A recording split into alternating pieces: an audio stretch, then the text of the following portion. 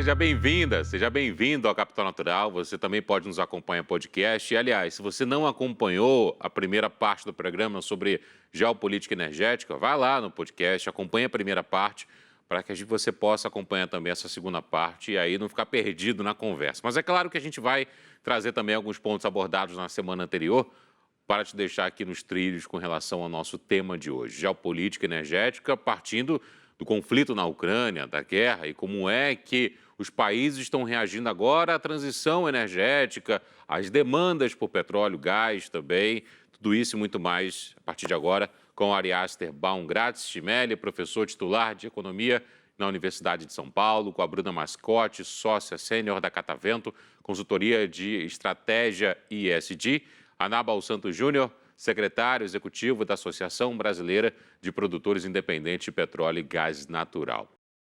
E antes de ouvir os nossos convidados de hoje, vamos a uma perspectiva diferente sobre esse mesmo tema. Olá a todos do programa Capital Natural. Eu sou a Natana Garcês e hoje a gente vai falar como o conflito da Ucrânia está movimentando o tabuleiro geopolítico no setor energético e também os seus impactos para o processo de transição energética no mundo.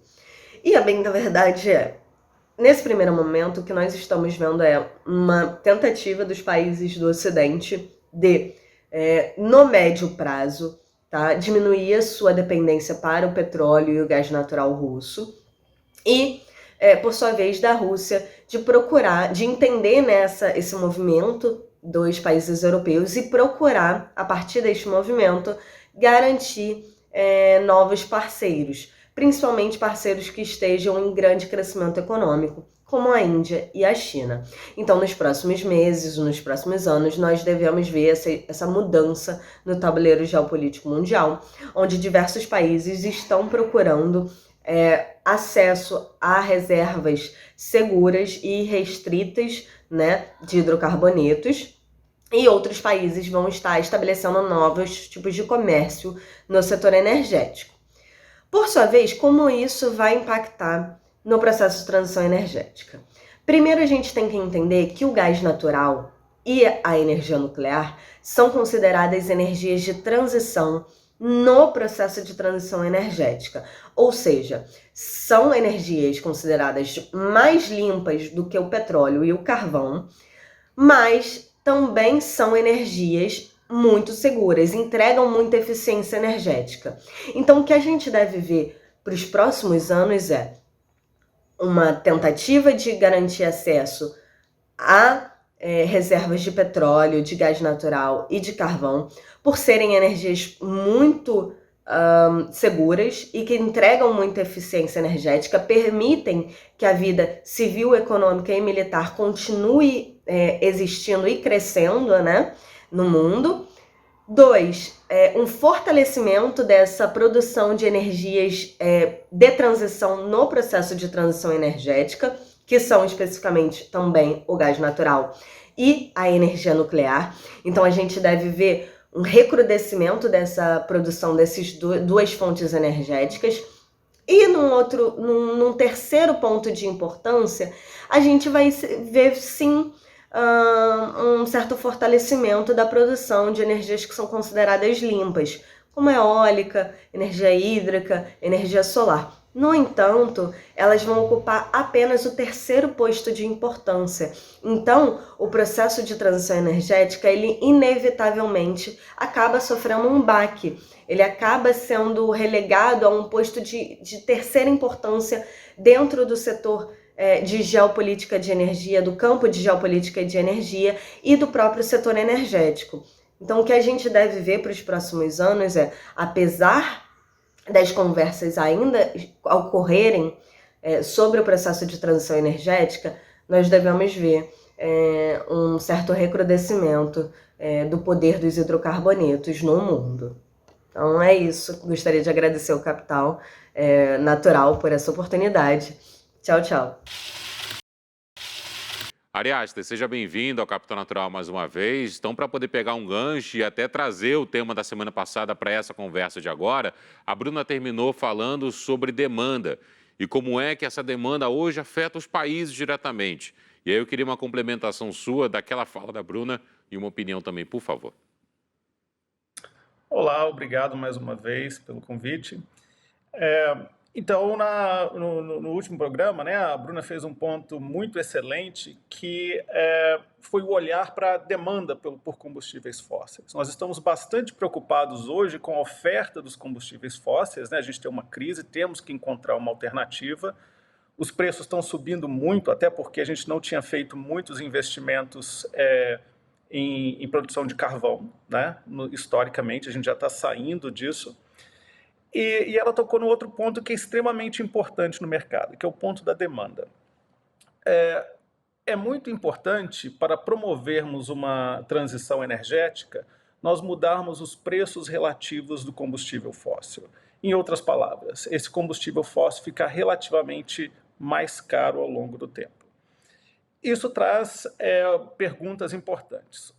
Se a gente aumentar o preço dos combustíveis fósseis, na verdade, não é o combustível fóssil que é o problema, né? É o carbono. Se a gente aumentar o preço do carbono, será que de fato a gente vai diminuir a nossa demanda por combustíveis fósseis? E dois, qual o impacto que isso vai ter na economia?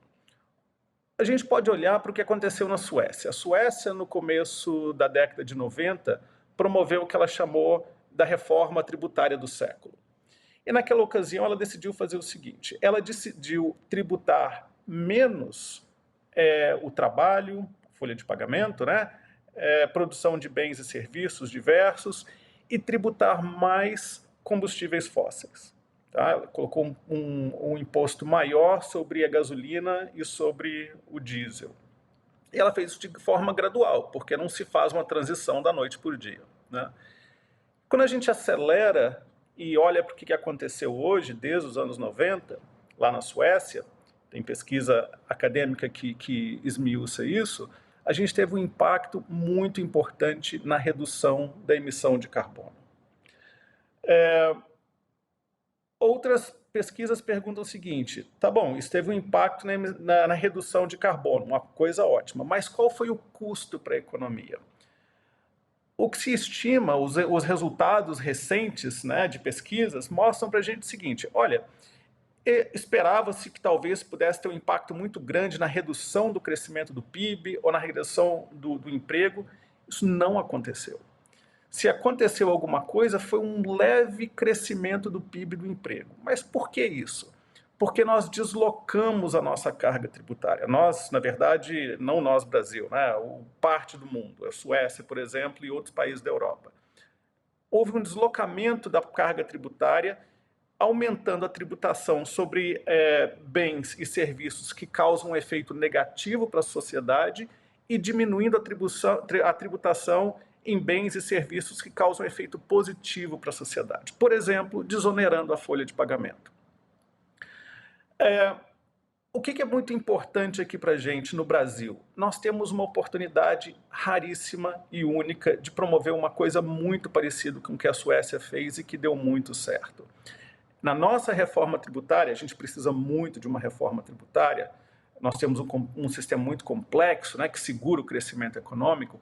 Na nossa reforma tributária, nós temos a oportunidade de diminuir alguns impostos, por exemplo, sobre a folha de pagamento, e aumentar outros impostos sobre emissão de carbono.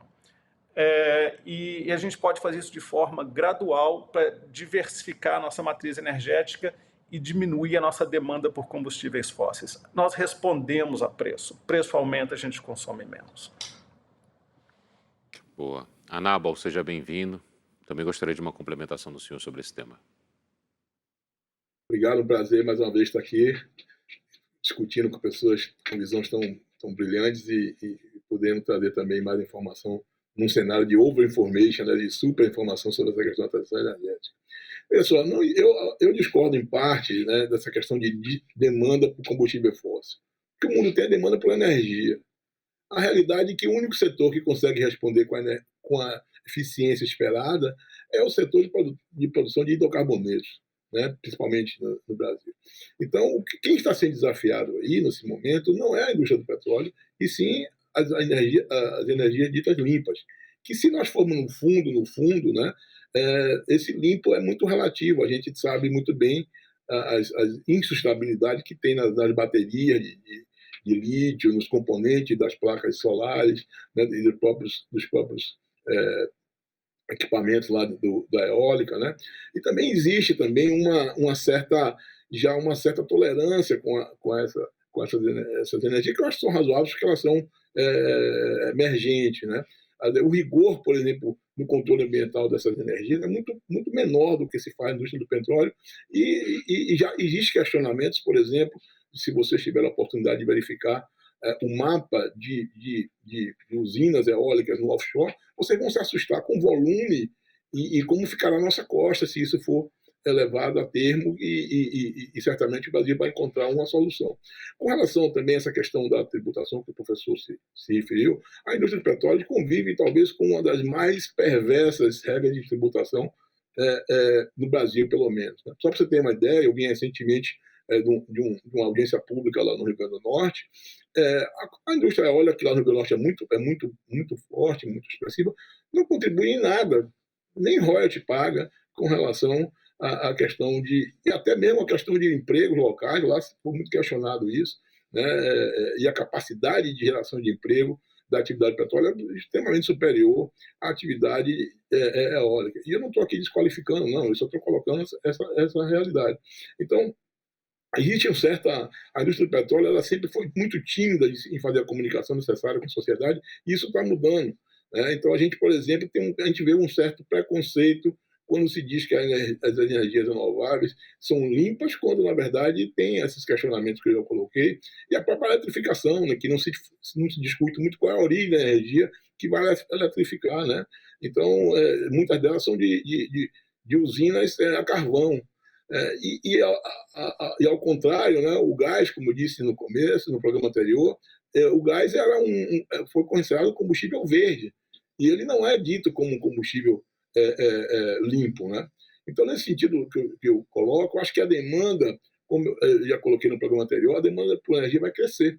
E nesse instante, essas outras fontes de energia renovável, eles vão começar, na medida em que eles crescem a sua participação nas matérias energéticas diversas ao longo do mundo, eles vão também aumentar suas responsabilidades e as cobranças que virão para esse crescimento, que no final das contas será talvez até uma justa equilíbrio nessas fontes possíveis de fornecimento de energia. Bruna, seja bem-vinda. E aí, o impacto das políticas públicas nesse tema? Olá, muito obrigada mais uma vez aí pelo convite para contribuir em mais um programa. Então, acho que abordando políticas públicas, né, eu volto tanto um pouco da fala do professor quanto do Anábal. Eu acho que o professor falou da importância da precificação de carbono e, eventualmente, via taxação aqui no Brasil. Acho que cada país vai escolher a sua melhor forma aí de precificar as emissões, de modo a incentivar a redução. Estudos preliminares apontaram que no Brasil, devido a uma já alta carga tributária, há uma certa um medo de falar de aumento de impostos, por mais que fosse um mecanismo neutro, né, em termos tributários, o que vem sendo apontado como mais eficiente para o país seria um mercado, né, onde o país, como o governo, estabeleceria um cap, né, um volume total de emissões, que seria então distribuído por setores. Cada membro, né, cada ente desse setor, cada empresa, receberia a sua alocação de permissão para emissão, e, portanto, se você emite a mais, emite a menos, você tem que comercializar essas autorizações, como já acontece na Europa e etc. E esse cap, se for reduzido ao longo do tempo, o governo consegue aí direcionar essa redução de emissões do país. Então, certamente, o mecanismo de precificação de carbono seria muito bem-vindo para o país. E isso está sendo discutido aí no Congresso, então a gente acompanha com bastante otimismo.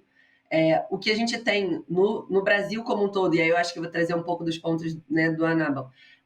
O Brasil tem um perfil peculiar de emissões, então acho que é sempre bom a gente trazer esse contexto antes da gente falar só da transição energética brasileira, porque a gente tem, diferente do mundo, o mundo, praticamente 3/4 das emissões de gases de efeito estufa globais são relacionadas à energia. No Brasil, a gente tem quase 70% das nossas emissões relacionadas ou ao desmatamento ou à agropecuária. E aí a energia responde por cerca de 20%. Então, nossa prioridade número 1 para compromissos climáticos, para redução de emissões, é combater o desmatamento ilegal, porque isso não gera receita, isso não gera desenvolvimento, isso não gera bem-estar para a sociedade e gera emissões, perdas de biodiversidade. Então, isso tem que ser a nossa prioridade de política pública número 1. Mas o nosso setor energético não vai poder passar desapercebido de uma transição. E aí eu acho que a gente tem uma excelente oportunidade, porque o Brasil tem uma abundância de recursos. A gente tem um potencial, como a Anábal falou, no setor de óleo e gás, a gente tem um potencial muito expressivo em renováveis, seja eólica, seja solar, seja bioenergia. Então, a gente tem, com uma demanda por energia crescente nos próximos anos, a gente pode crescer aí em várias fontes, desde que se preocupando aí, como a Anábal falou, não só com a pegada de carbono ao longo de todo o ciclo de vida de todas as fontes. Então, assim, as estimativas que já, pelo menos, né, as estimativas mais conhecidas das grandes referências, apontam, mesmo considerando a produção da bateria, mesmo considerando a produção de todo o ciclo de vida, essas fontes renováveis ainda apresentam uma menor pegada de carbono comparado aos combustíveis fósseis. Dito isso, não nos redime de ter que olhar para como é produzido, se é respeitado os direitos humanos na produção dessas baterias, os impactos ambientais outros que não emissões, impactos sociais. Então, o tal ESG, né, tem que estar presente também nas fontes renováveis, não vão ter a licença para operar de qualquer forma. Mas o Brasil tem aí uma grande oportunidade de crescer todas as suas fontes energéticas e o setor de óleo e gás contribuindo de forma a descarbonizar as suas operações, então fornecendo os barris no médio prazo com um menor teor de carbono por barril. Isso é essencial para essa sustentabilidade aí do setor. Bruna, fiquei curioso de saber o seguinte, você também faz consultorias a partir de ESG e tudo mais. Aí no programa anterior você tem o relatório do IPCC. Como é que esse relatório, ou se esse relatório, de alguma forma, impacta nas consultorias ESG quando você vai apresentar isso? Acho que sem dúvida, principalmente porque, se você reparar nos últimos relatórios do IPCC ao longo dos últimos 2 décadas, você vê a evolução da ciência no entendimento das mudanças climáticas. Então, antes, era muito mais presente nas discussões que a gente, como consultoria, levava para as empresas, um questionamento de, não, mas a ciência não tem certeza que são as emissões antrópicas, né, da atividade humana que contribuem para as mudanças climáticas, é um processo natural do planeta. E o que a gente vê foi a ciência, por base em conhecimento científico, em pesquisas ao redor do mundo inteiro, reconhecendo ao longo do tempo que é inequívoca o impacto, o papel das emissões de gases de efeito estufa por parte do homem nessas mudanças climáticas. E aí, no início, lá, há 20 anos atrás, era grande probabilidade, é bastante provável, 90% de certeza, até o relatório do ano passado, que falou que é inequívoca essa relação. Então, isso certamente desconstrói alguns argumentos que faziam com que algumas empresas ainda questionassem e não vissem ali um papel em contribuir para essa redução de emissões. A gente sabe que essas emissões, por outro lado, foram essenciais para nos trazer o bem-estar que a gente tem hoje. A gente não vai negar isso, né? A energia dos combustíveis fósseis que faz com que a gente tenha hoje um celular, um computador, a nossa casa, se locomova. Então, a gente também não pode esquecer. Mas o que nos trouxe até aqui não pode mais, da mesma forma, nos levar adiante. E acho que é isso que os relatórios do IPCC nos ajudam a convencer aí as empresas, né? Boa. Aliás, você citou um tema que a cada 15 dias, entre outras atividades aqui no grupo, eu sou apresentador do Band News TV, e a cada 15 dias a gente fala da tal reforma tributária. E como que a reforma tributária pode, de alguma forma, contribuir para o avanço do Brasil do ponto de vista econômico, do ponto de vista de geração de empregos e do ponto de vista agora de transição energética também. Eu queria voltar a esse tema que você citou, uma ideia importante aí, eu queria me aprofundar diante disso, te ouvindo mais sobre isso. De que forma, então, a reforma tributária, ou textos que circulam pelo Congresso, podem trazer por parte das políticas públicas, do Poder Legislativo, essa transição, e não só da sociedade civil de uma maneira geral? Obrigado pela pergunta, que ela me permite também fazer uma ligação com 2 pontos, tanto que o Anábal quanto que a Bruna fizeram. Primeiro, o Anábal tem razão total quando ele diz que a resposta para a crise que a gente consegue dar hoje, ela vem dos combustíveis fósseis, dos hidrocarbonetos, né? Não há dúvida sobre isso. E por que isso acontece? Obviamente porque a gente tem um investimento de décadas nessa indústria, ela consegue dar essa resposta. Nós não temos um investimento na indústria de renováveis, né? Tão grande, né? Historicamente tão grande. E a reforma tributária pode ter um papel nisso, né? A gente tem que lembrar o seguinte, ele também mencionou a tributação altíssima que existe no petróleo. Nós não estamos falando de tributar o petróleo, né? Nós não temos um problema com petróleo, ou com carvão, ou com gás natural. Nós, na verdade, nos beneficiamos muito desses combustíveis. Nós temos um problema com uma consequência que vem do uso desses combustíveis, que é a emissão de carbono. Então, a tributação ela tem que ser direcionada ao carbono. Ela vai impactar a indústria do petróleo? Vai. Do carvão? Também, igualmente. Agora, por exemplo, quando a gente tributa o carbono, a gente pode pensar até em soluções alternativas. Uma delas que se discute é a da captura de carbono. Você queima, por exemplo, carvão mineral e, de alguma forma, ao invés de emitir aquele carbono para a atmosfera, você joga para debaixo da terra.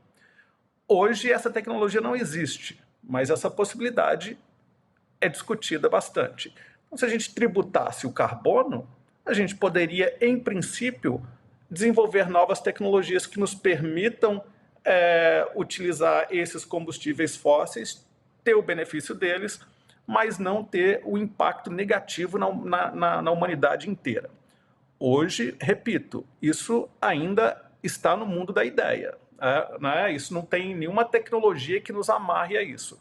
Mas quando você precifica o carbono, você dá um incentivo a essas novas tecnologias se desenvolverem, junto com combustíveis renováveis. Voltando à questão da reforma tributária e de um ponto que a Bruna mencionou. O que está em tramitação hoje, avançada no Congresso e no Senado, é a precificação do carbono através de títulos negociáveis. E esse é um avanço muito interessante, né? Agora nós temos que ficar atentos a uma coisa. Como é que opera o mercado de títulos negociáveis? Tipicamente, esses títulos eles são doados aos poluidores e ao longo do tempo esses títulos o volume de títulos vai reduzindo, o que a gente chama de cap and trade. Você coloca um teto e deixa os poluidores negociarem entre si para alocarem onde para quem precisa emitir mais carbono, compra de outro poluidor e esse tem uma compensação de poluição. E esse teto vai diminuindo. Qual o problema que existe com isso? E talvez esse seja um dos motivos pelos quais a Europa está falando em parar de doar títulos e começar a pensar ou num tributo ou vender os títulos, que dá a mesma coisa, o título de emissão. O problema é que quando nós precificamos o carbono, seja através de impostos, seja através de títulos negociáveis, nós aumentamos o preço de bens e serviços. Isso é inegável, né? Não tem como fugir disso. Isso tem um impacto na economia.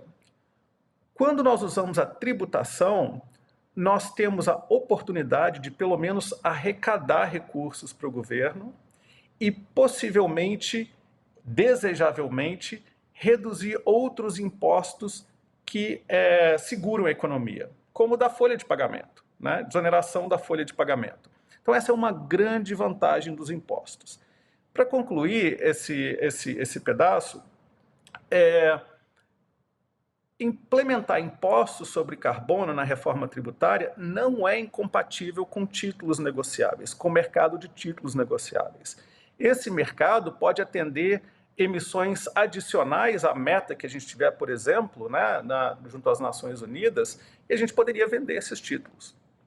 Mas eu acho problemático nós confiarmos exclusivamente nos títulos negociáveis e ignorarmos uma reforma tributária que inclua mais impostos sobre o que a gente chama de externalidades, né? São bens que causam danos a outras pessoas e produtos, e eu acho que é interessante a gente ir nessa direção de taxar carbono, por exemplo, bebidas açucaradas, é o mesmo princípio, e diminuir a tributação de outras coisas. Isso pode sim estimular a economia, e é uma economia mais verde, mais limpa. Ari Aster, Dessa forma, a gente encerra a nossa segunda parte do Capital Natural sobre geopolítica energética. Quero agradecer ao Ariaster Baumgratz Chimelli, professor titular de Economia na Universidade de São Paulo, a Bruna Mascote, sócia sênior da Catavento, consultoria de estratégia e ESG, Anábal Santos Júnior, secretário executivo da Associação Brasileira de Produtores Independentes de Petróleo e Gás Natural. E a você também, que nos acompanhou até aqui no podcast ou na tela do Band News TV ou nas redes sociais. Fique à vontade sempre para participar, para mandar sugestões e até o próximo programa.